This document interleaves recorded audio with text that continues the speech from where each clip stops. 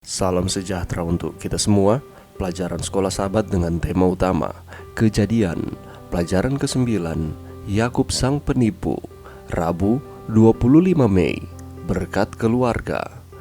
Bagi Yakub 7 tahun terakhir pengasingan merupakan beban, namun ini juga merupakan tahun-tahun yang paling berbuah.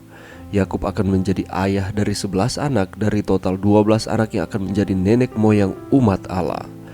Bagian ini merupakan inti dari cerita Yakub, dan itu dimulai dan diakhiri dengan frase kunci Tuhan. Dibukanyalah kandungannya yang mengacu pada Lea dan Rahel. Setiap kali pernyataan ini diikuti oleh kelahiran, buktinya adalah bahwa kelahiran tersebut adalah hasil dari mujizat Tuhan. Bacalah Kejadian 29 ayat 31 sampai 30 ayat 22. Bagaimanakah kita hari ini memahami arti dari apa yang terjadi di sini? Tuhan membuka kandungan Lea dan dia memiliki seorang putra Ruben yang namanya mengandung kata kerja ra'ah yang berarti melihat. Karena Tuhan melihat bahwa dia tidak dicintai oleh Yakub, anak ini adalah kompensasi atas rasa sakit dan penderitaannya. Selain itu, dia memberi nama Simeon yang mengandung kata kerja syama atau mendengar kepada putra keduanya, karena Tuhan telah mendengar kedalaman dan penghinaan rasa sakitnya, dan karenanya merasa kasihan padanya sama seperti dia mendengar penderitaan Hagar.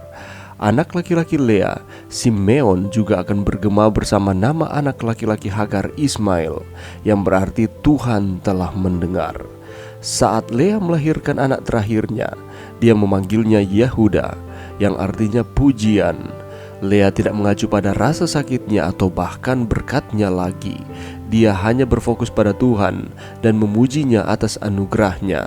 Anehnya, hanya ketika Lea tidak dapat melahirkan kembali, maka Tuhan mengingat Rahel dan membuka rahim Rahel. Rahel, istri tercinta, harus menunggu 7 tahun setelah pernikahannya dan 14 tahun setelah pertunangannya dengan Yakub untuk mendapatkan anak laki-laki pertama. Dia memberinya nama Yusuf untuk menandakan bahwa Allah telah menghapuskan atau Asaf aibku dan akan menambahkan atau Yasaf seorang anak laki-laki lagi bagiku. Betapapun salahnya beberapa tindakan ini, Tuhan masih dapat menggunakan tindakan ini, bahkan jika dia tidak memaafkannya, untuk menciptakan bangsa dari keturunan Abraham. Dengan cara apakah kisah ini mengungkapkan bahwa tujuan Tuhan akan terpenuhi di surga dan di bumi, terlepas dari kelemahan dan kesalahan manusia? Pelajaran yang bisa kita dapatkan pada saat ini di dalam Kejadian pasal 29 ayat 31 sampai Kejadian 30 ayat 22, ini merupakan kisah kehidupan Lea dan Rahel terkait dengan keturunan-keturunan yang dihasilkan dari Yakub. Kejadian 29 ayat 1, ketika Tuhan melihat bahwa Lea tidak dicintai, dibukanyalah kandungannya, tetapi Rahel mandul. Apakah yang disampaikan kepada kita dari ayat ini? Allah mengetahui dan melihat penderitaan yang sedang dialami oleh Lea pada waktu itu. Dan ayat 30 memberitahukan kita bahwa Yakub lebih mencintai Rahel daripada Lea. Tentu hati Lea sangat sedih dan menderita karena ia tidak dicintai oleh Yakub. Meskipun demikian, Lea tidak melakukan tindakan apa-apa untuk bisa merebut hati Yakub dari saudaranya Rahel. Tetapi Tuhan tahu apa yang dialami oleh Lea, dan Tuhan memperhatikan kehidupan dari Lea. Karena itu, dibukanyalah kandungannya sehingga Lea dapat melahirkan anak-anak bagi Yakub. Dan Lea memberikan nama kepada anak-anaknya sungguh luar biasa indahnya. Yang pertama adalah Ruben, yang artinya sesungguhnya Tuhan telah memperhatikan kesengsaraanku, sekarang tentulah aku akan dicintai oleh suamiku. Kedua, Simeon, artinya sesungguhnya Tuhan telah mendengar bahwa aku tidak dicintai, lalu diberikannya pula anak ini kepadaku. Yang ketiga adalah Lewi, artinya sekali ini suamiku akan lebih erat kepadaku karena aku telah melahirkan 3 anak laki-laki baginya. Keempat, Yehuda, yang artinya sekali ini aku akan bersyukur kepada Tuhan. Dan dari sini dapat kita lihat bahwa Lea sangat menginginkan agar perhatian Yakub beralih dari Rahel kepadanya. Tapi sangat disayangkan, manusia sungguhlah lemah. Ketika dilihat Lea bahwa ia tidak melahirkan lagi, apa yang ia lakukan? Kejadian 30 ayat 9, diambilnyalah Silpa, yakni budaknya perempuan, dan diberikan kepada Yakub untuk menjadi istrinya.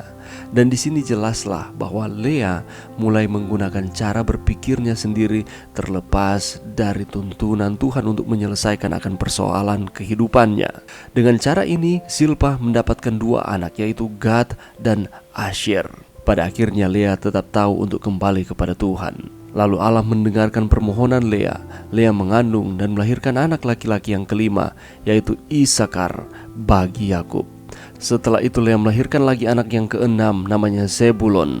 Dan anak terakhir dari Lea adalah seorang perempuan yang bernama Dina. Dan inilah kehidupan dari Lea. Terus bagaimana dengan kehidupan Rahel? Dari Kejadian 30 ayat 1-3 kita dapat memperoleh informasi bahwa Rahel cemburu kepada Lea oleh karena Lea dapat memperoleh anak sedangkan Rahel tidak. Dan ia mengeluarkan kata-kata yang mengancam sehingga Yakub menjadi marah. Akhirnya ia menyerahkan budaknya Bilha untuk Yakub, sehingga Bilha memperoleh anak dari Yakub, yakni Dan. Allah telah memberikan keadilan kepadaku, juga telah didengarnya permohonanku, dan diberikannya juga kepadaku seorang anak laki-laki. Yang kedua, Naftali, aku telah sangat hebat bergulat dengan kakakku, dan aku pun menang. Walaupun Rahel menggunakan caranya sendiri, tetapi dalam cara Tuhan itu merupakan hal yang tidak wajar. Kejadian 30 ayat 22, lalu ingatlah Allah akan Rahel. Allah mendengarkan permohonannya serta membuka kandungannya. Dan Rahel mencari pertolongan Tuhan, dan ia ingat kepada Tuhan, sehingga Tuhan mendengarkan doa dan membuka kandungannya, sehingga Rahel melahirkan anak bagi Yakub, yaitu Yusuf. Dari kehidupan Lea dan Rahel kita dapat menarik pelajaran bahwa Allah adalah Allah yang maha penyayang dan penuh dengan belas kasihan. Bagi Allah tidak ada yang mustahil di dalam kehidupan. Dan janganlah kita memiliki rasa iri hati atau dengki bahkan cemburu terhadap satu dengan yang lain, sehingga oleh karena hal-hal tersebut kita melupakan Tuhan. Dan kita tidak mengandalkan akan kekuatan Tuhan, tapi justru kekuatan kita sendiri. Dan tujuan Allah akan terpenuhi baik di sorga dan di bumi, terlepas dari kelemahan-kelemahan dan kesalahan kita manusia. Allah sangat mengasihi kita. Mari berdoa. Terima kasih Tuhan atas firman-Mu pada saat ini. Bantu kami Tuhan untuk kami terus setia kepada Tuhan, bahwa Allah sangat mengasihi kami. Ini doa kami di dalam nama Yesus. Amin.